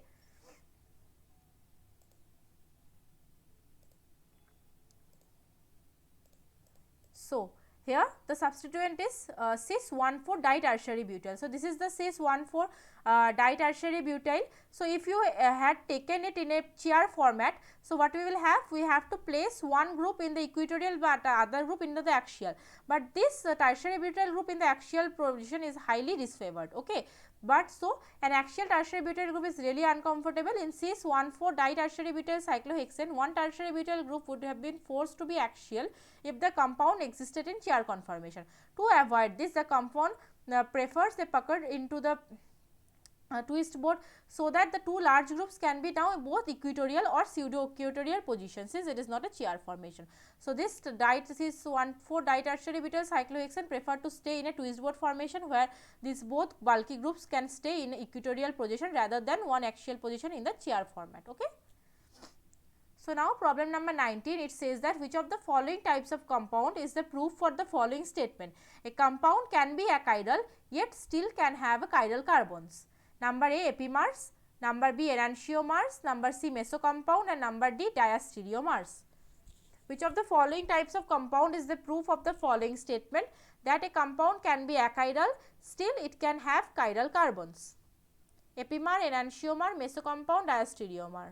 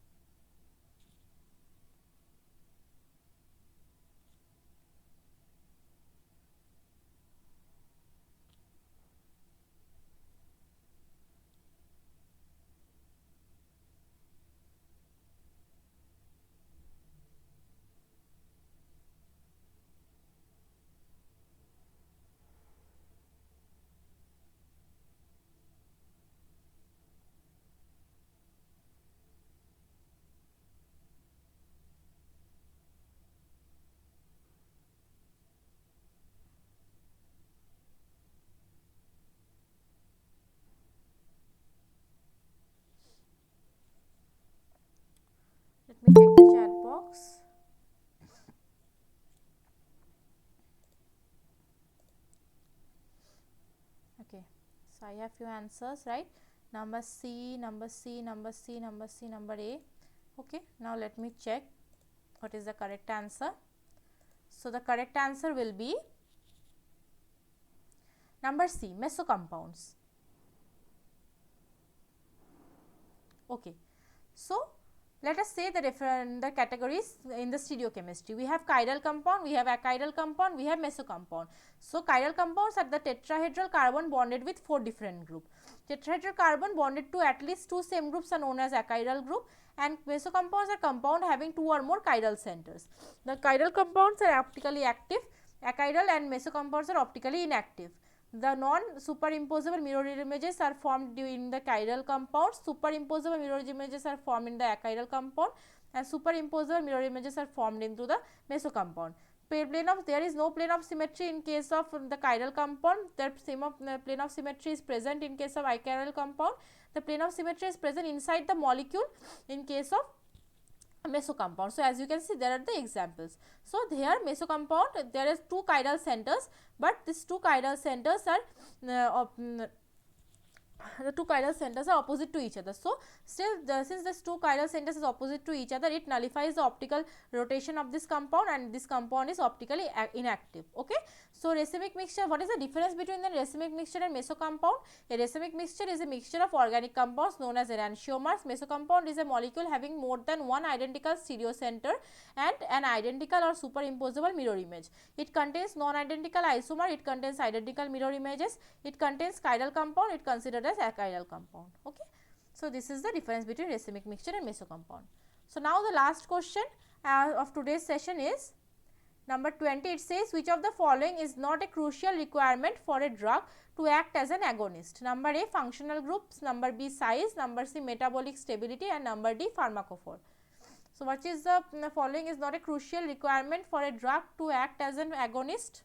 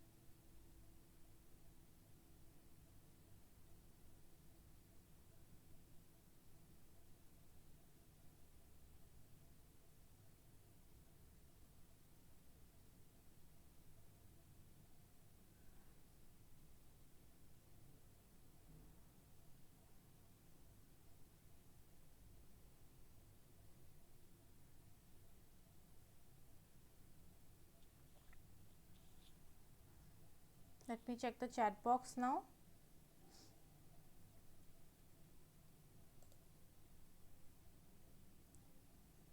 B, number C, number B. So most of the answers are given is number B and number C.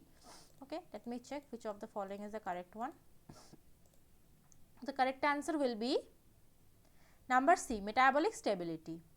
So agonist determine the efficacies of a molecule dose response curve is different functional assays. Okay, this obtain affinity if the partial agonists determine relative potencies of each of the subtypes of receptor, and then determines receptor of selectivity of agonism, and then determine relative dependence of potency of affinity of versus efficacy. Here we evaluate the robustness of agonism with varying organ sensitivity, then determine whether the molecule interacts orthostatically or allosterically with respect to natural signaling in vivo. It determines overall effect in vivo. This is the structured profile of a agonist molecule. Okay. So metabolic stability enhancement. the change in the anchoring size. So, this the crucial requirement of a drug to act as an azonic is the functional group size, but not the metabolic stability, okay, because metabolic stability can be enhanced using different groups like change in the ring size, then deuteration, change in chirality, cyclization, introducing isosteric group, heteroatom, or incorporating haloatom. So, there are different important crucial requirements are functional group size and pharmacophore, but the metabolic stability is not that much important whenever we are considering a drug which is act as an agonist, and this is the texture profile of a agonist molecule. Okay. So, this was the problem number 20, and this was the last question of today's session. So, today mainly we discussed about the what will be the effect of the size, right. So, effect of the size is actually there are many rules, okay. So, whenever there is a drug and there is the whenever we are discussing about a drug, okay. So, then what happens, we have to consider few things. If you remember, we have discussed about the Lipinski's rule, right. So, the Lipinski's rule discussed about gives us the a permissible molecular weight which is suitable for a compound to act as a drug, okay. So, whether the compound is an agonist or not, whenever we are looking for a drug likability of a compound, we have to consider the Lipinski's rule. Here there is mentioned that a particular 500, I think the molecular weight should be between 500, okay. So, and also the size, it also depends on the what is the target you are choosing. So, suppose you are choosing a particular compound to be a agonist or a particular ligand for a receptor, then the shape or the protein residues which are present in the receptor or the enzyme is that will determine what is the effect of the size of the agonist will be. So, it is changes or varies from target to target, okay. But it is crucial also, the size is also a crucial factor whenever we are discussing about a drug or a agonist, okay. So, today mainly we discussed about many stereochemical questions. So, I hope you all of you have understood this point, or you have to practice a little bit whenever the questions are from the your chirality and the stereochemistry. So, now I will share my email ID here. So, still if you have any doubt, any query, you can just drop an email to me. I will try to answer your query through email.